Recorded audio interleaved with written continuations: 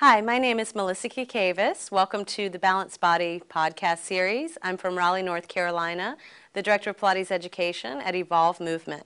This is Chantel Lopez, and she's going to be demonstrating the sidearm series with the TheraBand today, or also known as the Swakity series on the Reformer. So we're going to start coming onto the knees, facing this way. If you have a TheraBand at home, you're definitely going to want to go on the lighter side for this series. The most important aspect of this whole series is enhancing your shoulder stabilization. So you definitely don't want too heavy of a band that you would sacrifice the alignment of the movement to build strength. Okay? So this is a really long TheraBand. If you have a shorter TheraBand, you're going to want to start with most of the band to the left side of your body, and then take your knees on top of the TheraBand. Your knees are going to provide a grounding place for your band, right?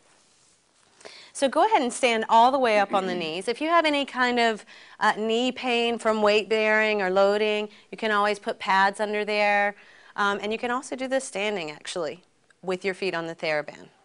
So from here, the first thing we're going to look for is her alignment in this position. So when in this kneeling position, you want to make sure that the knees are coming directly out from the sits bones, right? She's aligning her pelvis over the knees, lifting through the center. The ribs are over the pelvis, shoulders over the hips, and the crown of the head reaching towards the ceiling. She's going to start with the band in her right hand and slightly bring the elbow out from the body. So she's got a soft bend here in the arm. The palm is facing in and the thumb is on top. Before she moves, I'd like her to find a gentle lift through the center and the scapula slide down to engage the serratus anterior, which is this saw-shaped muscle right underneath the scapula. So from here, exhale, unfold the hand on the diagonal like you're drawing a sword, right, and then allow it to bend back in. Good. And as she unfolds, the palm is going to change to facing front, but the thumb remains on top. And exhale, extend, right, on the diagonal, and inhale back in. And exhale, extend. And just one more time here, about 5 in each position. And exhale. And coming back in. Now we're going to switch hands on the band. So she's going to take the band in her left hand. She's going to bring it right in between her thumb and her forefinger, right? Palm facing directly towards the front wall. Again, establish a lift through the front of the body, reaching through the crown of the head. And she's going to reach that arm straight up towards the ceiling, only as far as she can keep the scapula sliding down the back. Inhale back in. And exhale in. Good. And back in. Right. And exhale, deepen. And inhale back in. So you almost want to feel the scapula slide down before you start to move the arm up. And back in. 2 more times. And exhale, deepen. Right. So it's not about extending the arm all the way. It's about stabilizing the scapula and then reaching into the resistance. Rest. Now we're going to switch hands on the band again. So each one of these different exercises, you're going to switch hands. And now we're going to take your hand to your hip. This is for the tricep.